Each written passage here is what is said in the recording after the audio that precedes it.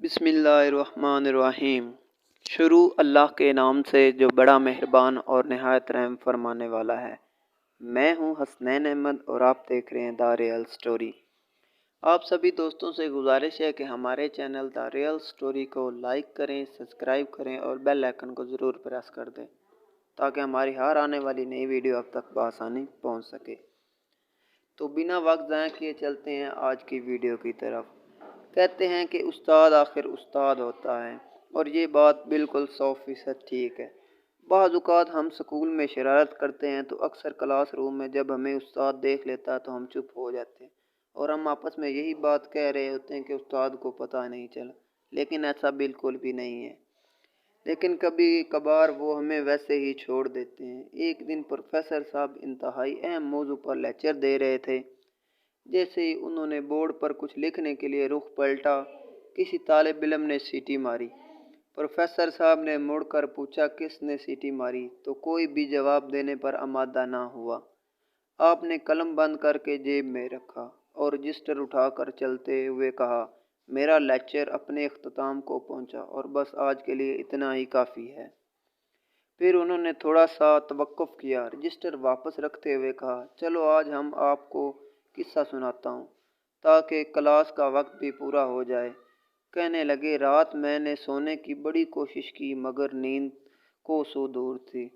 सोचा जाकर गाड़ी में पेट्रोल डलवा आता हूँ ताकि इस वक्त पैदारी कुछ यकसानियत ख़त्म हो जाए, सोने का मूड बने और मैं सुबह सवेरे पेट्रोल डलवाने की ज़हमत से भी बच जाऊँ।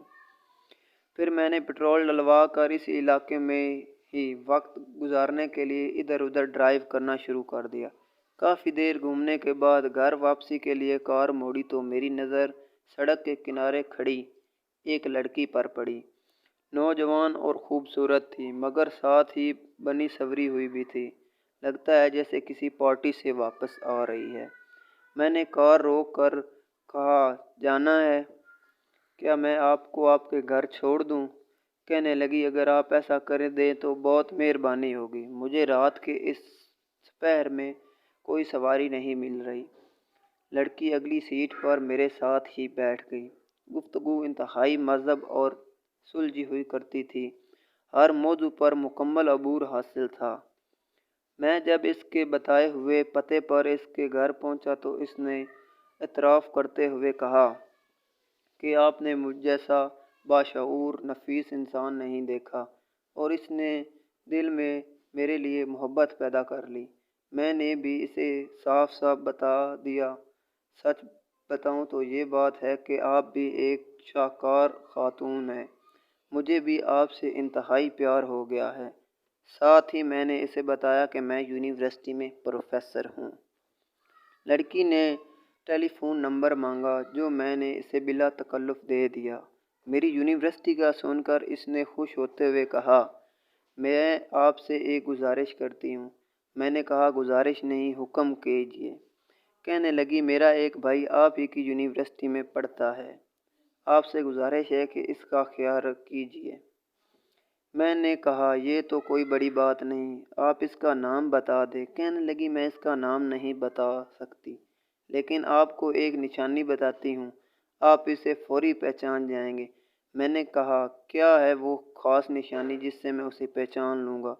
कहने लगी, वो सीटियाँ मारना बहुत पसंद करता है। प्रोफेसर साहब का इतना कहना था कि क्लास के हर तालिब इल्म की नज़र गैर इरादी तौर पर इस लड़के की तरफ उठ गई जिसने सीटी मारी थी। प्रोफेसर साहब ने इससे मुखातिब होते हुए कहा, उठो जानवर, तू क्या समझता है मैंने पीएचडी की डिग्री घास चरा कर ली है? और फिर प्रोफेसर साहब ने इसकी खूब ठुकाई की और क्लास से बाहर निकाल दिया। तो इसी तरह साबित ये होता है कि शागिर्द चाहे जितना मर्जी होशियार हो जाए, उस्ताद आखिर उस्ताद होता है। तो ये थी हमारी आज की छोटी सी वीडियो।